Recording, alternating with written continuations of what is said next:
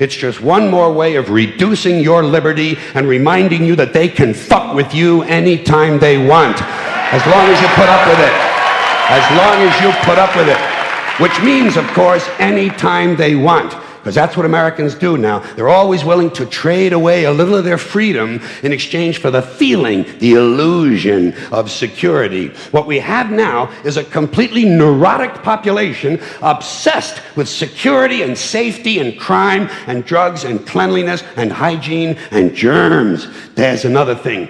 Germs. Where did this sudden fear of germs come from?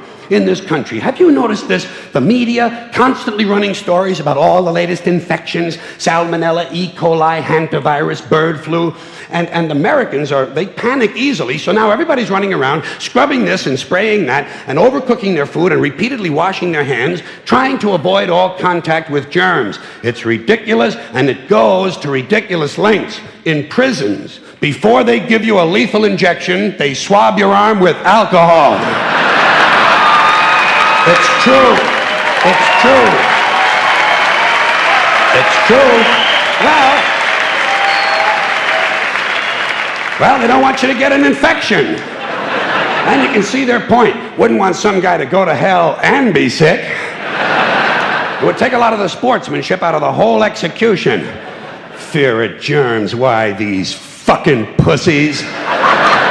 You can't even get a decent hamburger anymore. They cook the shit out of everything now because everybody's afraid of food poisoning. Hey, where's your sense of adventure? Take a fucking chance, will you?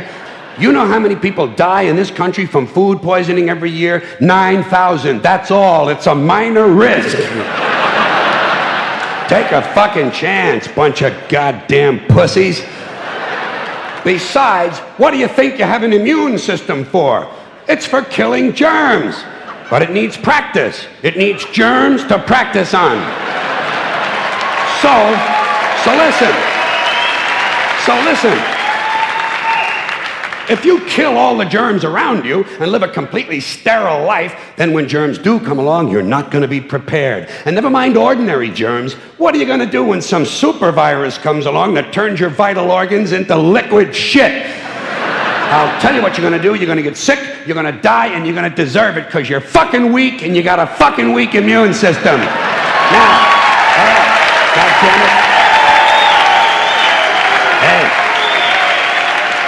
All right. Let me tell you a true story about immunization, okay? When I was a little boy in New York City in the 1940s, we swam in the Hudson River, and it was filled with raw sewage, okay? We swam in raw sewage, to cool off.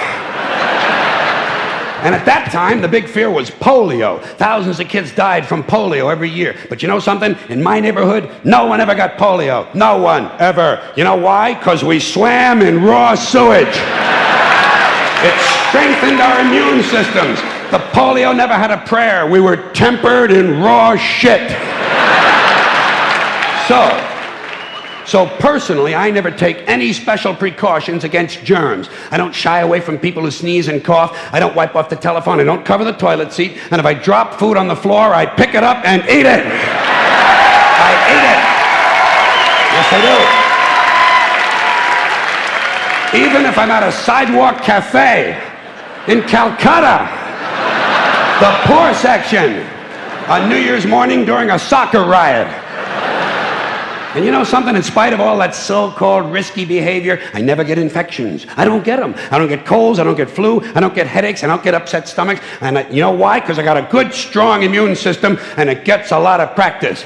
My immune system is equipped with the biological equivalent of fully automatic military assault rifles with night vision and laser scopes. And we have recently acquired phosphorus grenades, cluster bombs, and anti-personnel fragmentation mines. So, when my white blood cells are on patrol, reconnoitering my bloodstream, seeking out strangers and other undesirables, if they see any suspicious-looking germs of any kind, they don't fuck around. They whip out the weapons, they wax the motherfucker, and deposit the unlucky fellow directly into my colon. Into my colon. There's no nonsense. There's no Miranda warning. There's none of that 3 strikes and you're out shit. First defense, bam, into the colon you go.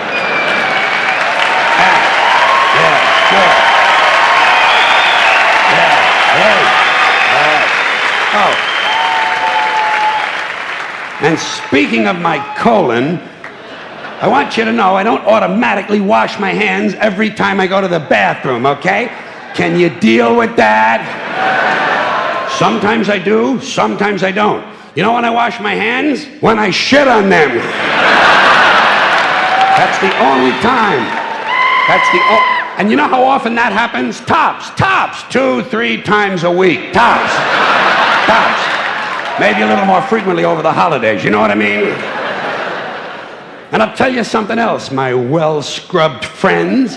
You don't always need a shower every day. Did you know that? It's overkill. Unless you work out or work outdoors or for some reason come in intimate contact with huge amounts of filth and garbage every day, you don't always need a shower. All you really need to do is to wash the 4 key areas. Armpits, asshole, crotch, and teeth. Got that? Armpits, asshole, crotch, and teeth.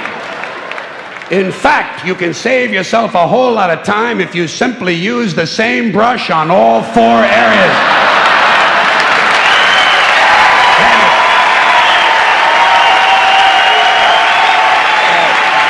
Thank you. I appreciate it. Thank you. All right.